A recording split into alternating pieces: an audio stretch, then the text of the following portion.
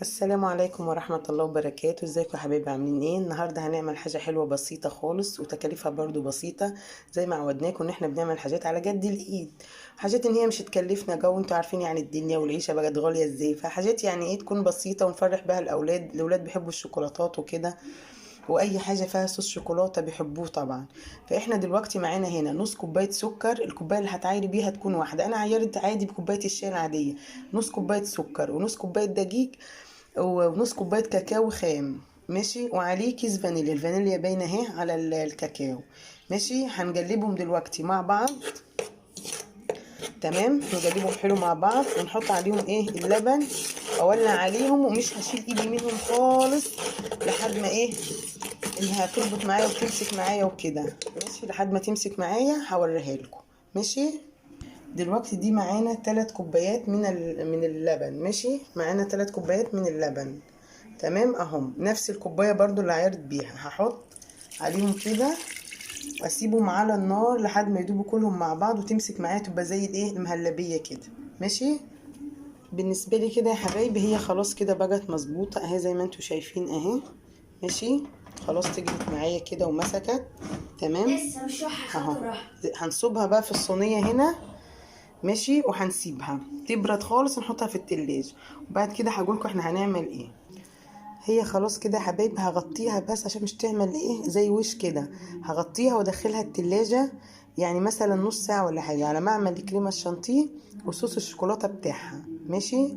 فخلوكم معانا ان شاء الله.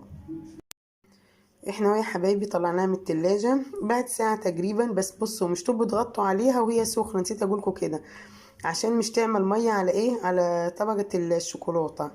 استنوا اما تبرد بعد كده بايه غطوها ودخلوها التلاجة، ماشي. وانا عملت معاكم قبل كده صوص كريمة الشانتيه، عملته معاكم قبل كده المرة اللي فاتت ساعة البسكوت بالمانجا وكده، يعني انتوا عرفتوه.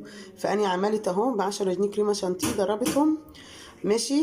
ودي ب15 جنيه شوكولاتة خام من عند العطار عادي خالص يعني، ودي ب10 كريمة شانتيه، تمام. هحط دلوقتي الكريمة، ماشي، على ايه، على الطبقة اللي احنا حطيناها دي اهي زي ما انتوا شايفين كده، نحطها بس بالراحة كده، هي ماسكة وكل حاجة بس يعني عشان مش تتلخبط برضه، هي كده كده هتلخبط يعني في الاخر، بس ايه ان شاء الله بتعجبكم.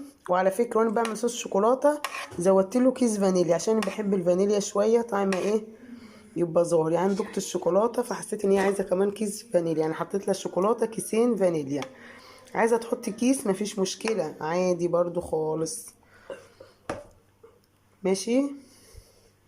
هي حاجة سهلة بسيطة مش مكلفة خالص، ماشي. يعني ب15 جنيه الشوكولاتة الكاكاو الخام من عند العطار من غير سكر، سايبة منها معلقتين عشان لسه هنعمل صوص شوكولاتة على الوش، تمام. واخدنا منها لدي وب10 جنيه كريمة شانتيه وب5 جنيه فانيليا، وعندنا السكر في البيت، وكنتي مثلا انتي غالية ريت اللبن، ماشي. فايه يعني كل حاجة الحمد لله متوفرة في البيت. خلاص انا هظبطها وهحط عليها كلها وادخلها التلاجة على ما اعمل صوص شوكولاتة، وهوريكم برضو هعمله ازاي. خلاص يا حبايبي زي ما انتوا شايفين كده انا حطيت اهي عليها الكريمة كلها يعني ب10 جنيه، حطيتها على الصينية دي كلها، هدخلها بقى التلاجة ونعمل مع بعض صوص شوكولاتة. بصوا يا جماعة دي نص كوباية لبن، ماشي، ونص كوباية سكر. وبعد اصلا ما الصوص يخلص بدوجين انت يعني وزكي السكر دي بتاعكي انت، حبيتي شوية سكر زيادة حطي، مش عايزة خلاص يبقى دي صوص شوكولاتة اللي هتحط على الوش. نص كوباية لبن، نص كوباية سكر، بس هو بس فيها شوية شوكولاتة مطرح الكوباية لاني بعير بكوباية واحدة، وكيس فانيليا هضربهم مع بعض لحد ما السكر يدوب، بعد كده احط نص كوبايه الايه الشوكولاته، ماشي. فخليكم معانا ما نشوف هنعمل ايه، هنضربها واوريكم هنعمل ايه. اهو يا جماعه الخليط ده نص كوبايه، هقولها لكم تاني برضو، نص كوبايه سكر، واللي هنعاير بيها تبقى واحده، ونص كوبايه سكر، نص كوبايه لبن، وكيس فانيليا، ومعلقتين كاكاو، ومعلقتين مش نص كوبايه معلقتين كاكاو، دي الصوص اللي هنحطه على الوش. هنضربهم ماشي وهرجع لكم تاني، وهنحط نص كوبايه زيت بعد ما نضربهم شويه، ننزل عليهم الزيت شويه بشويه، نص كوبايه زيت، ماشي. وخليكم معايا ودي نص كوبايه من الزيت اهي، وبرده الكوبايه عامله كده لانها مطرح الكاكاو يعني مش تجرفه ولا كده. هنحط عليها نص كوبايه من الزيت اهي، نص كوبايه من الزيت. احنا خلاص كده يا حبايبي خلصنا صوص الشوكولاته. ماشي اهو زي ما انتوا شايفين كده. انت عايزه تخفيه عن كده شويه خففيه، بس بصي اهو بينزل معايا بكل سهوله اهو عادي. تمام اهو. اهو ماشي. عايزه تخفيه شويه عن كده خففيه، بس انا بصراحه اللبن بتاعي كده خلاص ما عادش فيه لبن، فيعني هو كده كويس. عايزه تخفيه شويه انت حطي له كمان ايه معلقتين 3 ايه لبن. ماشي. وهنا الزيت هو اللي بتاجله كده، يعني الزيت هنا هو عامل الرابط مش اللبن. يعني اللبن بيخليه خفيف، يعني لو اجى منكي تجيل خفي باللبن.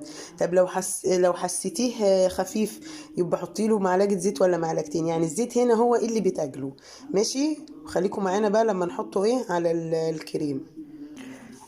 اهو يا حبايبي هنحط الشوكولاته اهو. انتوا لو دقتوا الصوص ده على فكره والله العظيم عمركم ما هتعملوا حاجه إلا لما تحطوه عليها. يعني ازاي؟ مثلا كيكه شوكولاته تحطوا عليها، طعمه جميل، الفانيليا بتديله طعم رهيب الصراحه. ماشي. انا هفردها عليه بس عشان اعرف احط وانزل دي بالمعلقه. ماشي. وارجع لكم تاني. فانا ليه بعمل الحاجات دي بقى؟ هتنفعكم ان شاء الله في رمضان. ماشي. انتي رايحه لحد برضو تزوريه تاخدي معاكي واحده، مش مكلفه خالص وحاجات من البيت وسهله. فخليكم معايا افرد بس صوص الشوكولاته دي وارجع لكم تاني. خلاص يا حبايبي هي دي شكلها النهائي. يا رب اكون انا مش نسيت حاجه يعني مش قلتها لكم كده.